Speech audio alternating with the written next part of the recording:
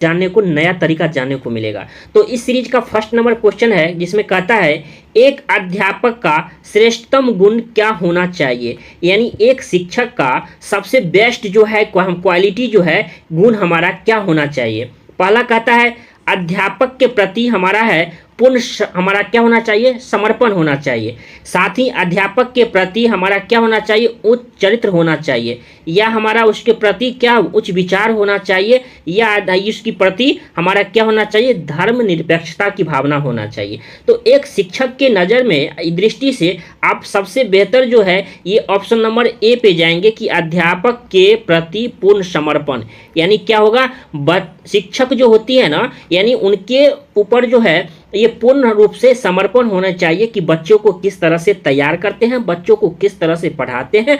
तो ये पूर्ण समर्पण की भावना एक अध्यापक का श्रेष्ठतम गुण होना चाहिए, यानी बच्चों जैसा चाहते हैं वह उनके अनुसार पढ़ाना लिखाना। उनके साथ बच्चे अगर खेलने का अभी उनके पास रुचि नहीं है तो बाद में या फिर उसे गार्डन में ले जाकर क्या बच्चों को शिक्षा देना, यानी क्या होता है, एक कहते हैं ना शिक्षक जो होते हैं ना, मतलब माता पिता के बाद अगर कोई स्थान लेता है तो वह शिक्षक होते हैं। तो एक शिक्षक को एक माता पिता का क्या किया गया है, वरदान रूप में माना गया है कि जैसे माँ पापा करते हैं वैसे एक शिक्षक भी करते हैं। तो श्रेष्ठतम गुण कौन होगा, माँ पापा के बाद यानी मम्मी पापा के बाद कौन होंगे, आपका अध्यापक। तो इसका क्या होना चाहिए, पूर्ण समर्पण की भावना होनी चाहिए, ठीक ना।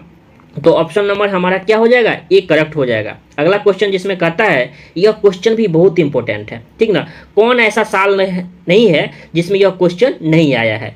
कहता है छात्रों को पहले कोई सामान्य नियम बताकर, पहले किस चीज़ की बात कर रही है, नियम बताकर, उसके बाद उस नियम के उदाहरण देकर नियम की पुष्टि करने की विधि को क्या कहते हैं। पहले क्वेश्चन को समझते हैं। कहता है छात्रों को सबसे पहले क्या बताया जाता है, किसी चीज़ का रूल बताया जाता है, सामान्य नियम बताया जाता है, ठीक ना, फॉर्मूला बताया जाता है। उसके बाद क्या, उस नियम को उदाहरण देकर नियम की पुष्टि करने की विधि को क्या कहते हैं। क्या इसे निगमन विधि कहते हैं, क्या संश्लेषण से विश्लेषण विधि कहते हैं, या अनुभव से तर्क विधि कहते हैं, या आगमन विधि कहते हैं। तो साथियों इसमें क्या कहता है, देखिए क्या होता है, सामान्य नियम से जब हमारा उदाहरण की ओर होता है तो हमारा यह क्या कहलाता है, हमारा यह निगमन विधि कहलाता है। यानी पहले क्या, पहले फॉर्मूला फिर उसका उदाहरण, ठीक ना। लेकिन आगमन विधि में क्या होता है, सबसे पहले बच्चों को उदाहरण दिया जाता है, बाद में यानी सबसे पहले आसान,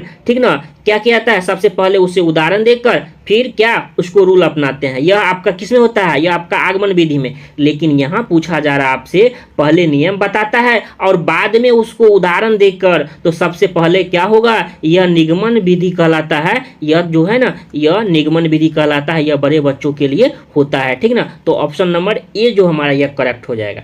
अगर इसी जगह आपका ऐसा रहता, छात्रों को पहले क्या है, पहले उदाहरण बताकर फिर बाद में उसे नियम बताकर, अगर पहले रहता उदाहरण, देखिए क्या आता है सीटेट में, जैसे ये प्रश्न आए हुए हैं ऑनलाइन में, क्या करते हैं अगली बार जब आपका ऑनलाइन एग्जाम होगा या ऑफलाइन कभी भी होगा तो क्या करते हैं ये लोग पेपर में, यानी उस चीज़ को जैसे यहाँ सामान्य नियम दिया हुआ है तो वहाँ दे देंगे आपको क्या, उदाहरण देकर, बाद में नियम देकर। तो उसी तरह चेंज कर लेते हैं। तो अगर पहले नियम रहे तो क्या हो जाएगा, निगमन विधि हो जाएगा। अगर पहले उदाहरण रहे बाद में अगर हो तो हमारा यह क्या हो जाएगा, यह हमारा आगमन विधि होगा। तो इसका उत्तर जो होगा इसमें ऑप्शन नंबर ए जो है करेक्ट हो जाएगा। इस प्रकार आगमन और निगमन विधि से आपको 2 से 3 नंबर, आपको कम से कम 2 नंबर तो परीक्षाओं में देखने को जरूर मिलता है, ठीक ना। तो उसको अच्छे से तैयारी कर लिए होंगे और समझ भी गए होंगे। अगला क्वेश्चन जैसा कि स्क्रीन पर देख पा रहे होंगे, जिसमें कहता है भाषा सीखने का प्रभावी उपाय क्या है, यानी भाषा जो हम सीखते हैं तो उसका इफेक्टिव उपाय क्या है।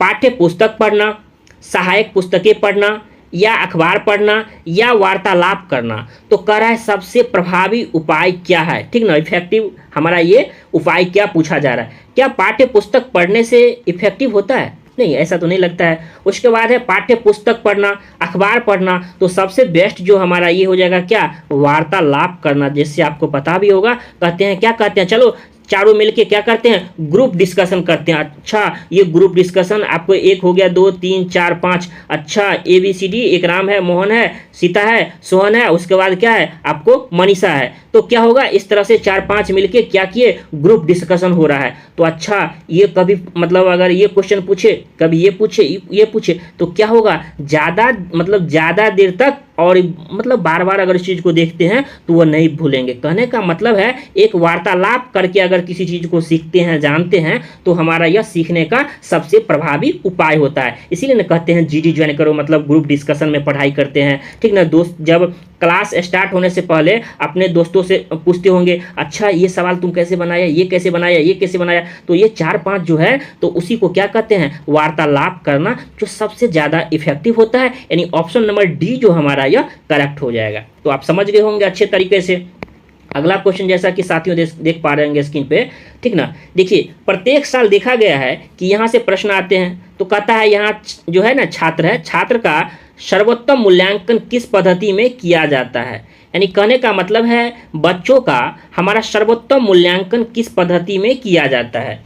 पाठ्यक्रम के अंत में मूल्यांकन होता है, या वर्ष में 2 बार मूल्यांकन होता है, या सतत एवं व्यापक मूल्यांकन CCE जिसे आप जानते होंगे CCE, या आपका निर्माणात्मक मूल्यांकन। तो क्या होता है साथियों, सर्वोत्तम मूल्यांकन का मतलब ही होता है CCE, सतत एवं व्यापक मूल्यांकन, जो आप जानते होंगे, CCE पढ़े भी होंगे। और प्रत्येक साल 2 नंबर यहाँ से भी प्रश्न आपको देखने को मिलता है। तो क्या होता है, यानी बच्चों को मान लीजिए आज टेस्ट लिए, फिर 2 दिन के बाद टेस्ट लीजिए, फिर लीजिए, यानी क्या एक कंटिन्यूअस रूप में बच्चों से टेस्ट लेते रहिए। और फिर साप्ताहिक लीजिए, ठीक ना, फिर 2 सप्ताह पर लीजिए, फिर क्या होता है 1 महीना पर लीजिए, यानी कंटिन्यूअस आप जारी रखिए, ठीक ना। ऐसा नहीं है कि अंत में सिर्फ 1 बार ले लीजिए, ऐसा भी नहीं है कि वर्ष में 2 बार ही लीजिए, ठीक ना। निर्माणात्मक मूल्यांकन भी ऐसा नहीं है। सतत एवं व्यापक मूल्यांकन CCE आप जानते होंगे। तो क्या इसमें कहता है, क्या कहता है कि ये मूल्यांकन की जो पद्धति होती है ये हमारा CCE पर आधारित होना चाहिए, यानी सतत एवं व्यापक मूल्यांकन पर आधारित होना चाहिए। तो ऑप्शन नंबर हमारा क्या हो जाएगा, ऑप्शन नंबर हमारा C जो है यह करेक्ट हो जाएगा।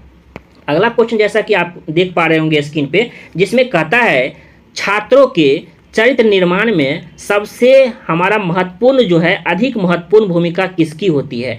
बच्चों के जो हमारा ये चरित्र निर्माण होता है, जिसमें कहता है सबसे अधिक महत्वपूर्ण भूमिका किसकी होती है, अध्यापक के उपदेशों की, या स्वयं अध्यापक के आदर्श चरित्र की, या फिर कहता है महापुरुषों के जीवन गाथा पढ़ाने की, या धार्मिक शिक्षा की। तो कहता है छात्रों के चरित्र निर्माण की, यहाँ किसकी बात कर रही है, छात्रों के चरित्र निर्माण की बात हो रही है, जिसमें कहता है सबसे अधिक हमारा जो है महत्वपूर्ण भूमिका किसकी होती है।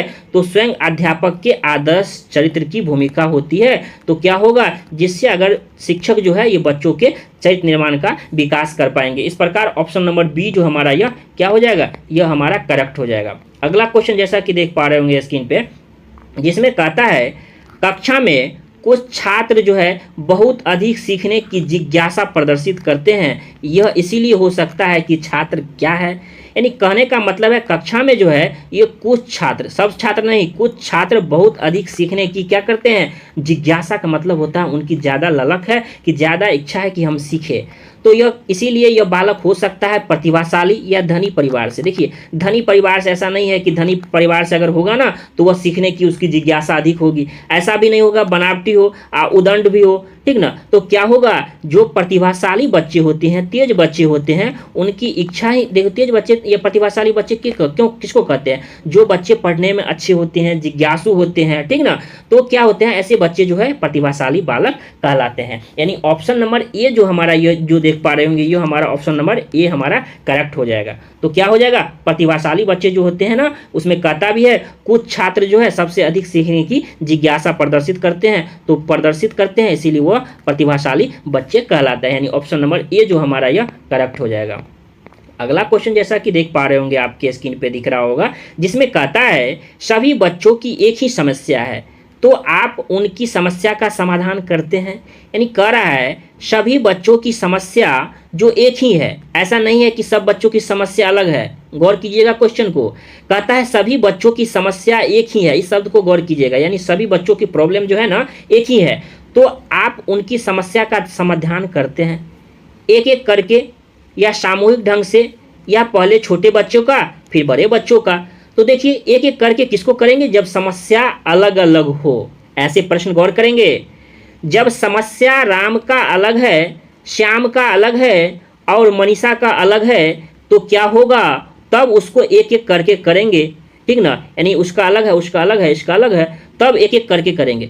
तो यहाँ क्या हो जाएगा, समस्या एक ही है, जब समस्या एक ही है तो क्या करना पड़ेगा साथियों, सामूहिक ढंग से करना पड़ेगा। सभी बच्चों की एक ही प्रॉब्लम है तो समस्या क्या होना चाहिए, समस्या आपका एक ही है तो प्रॉब्लम क्या होना चाहिए, सामूहिक रूप से, यानी बच्चों की सबकी प्रॉब्लम है तो क्लास में आप बता दीजिए, ठीक ना। तो क्या होगा, ऑप्शन नंबर बी जो हमारा यह करेक्ट दिख रहा होगा और यह करेक्ट है भी। उसके बाद अगला क्वेश्चन जैसा कि आप स्क्रीन पर देख पा रहे होंगे, जिसमें कहता है छात्रों में मौखिक अभिव्यक्ति यानी ओरल एक्सप्रेशन को हमारा विकसित करने का तरीका क्या है। तो हमारा कह रहा है ओरल एक्सप्रेशन, ठीक ना, जिसमें मौखिक अभिव्यक्ति की बात हो रही है, ठीक ना। तो विकसित करने का तरीका पूछा जा रहा है, क्या है, परिचर्चाओं का आयोजन होना चाहिए, जो मैंने बताया परिचर्चा के बारे में। साथ ही साथ भाषण प्रतियोगिता का आयोजन, ये भी जरूरी है। अंत्याक्षरी का आयोजन, ये भी आपको खेले होंगे अंत्याक्षरी।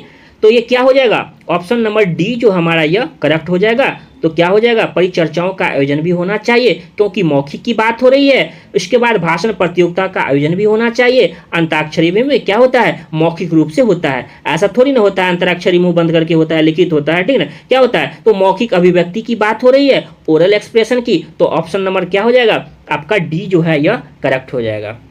अगला क्वेश्चन जैसा कि साथियों स्क्रीन पर देख पा रहे होंगे, अच्छा यह सेशन कैसा लग रहा है कमेंट करके जरूर बताइएगा। अगर ये सेशन अच्छा लग रहा है तो दोस्तों तक इस वीडियो को जरूर शेयर कीजिएगा।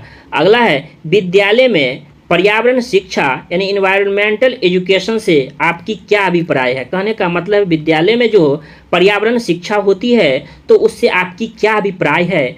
छात्रों में पर्यावरण का क्या हो, ज्ञान हो, ये की बात हो रही है, ज्ञान हो जाए, या पर्यावरण क्या हो को दूषित कर होने से बचाया जा सकता हो, ठीक ना, या छात्रों का मनोरंजन हो, या छात्रों पर अतिरिक्त बोझ डालना हो।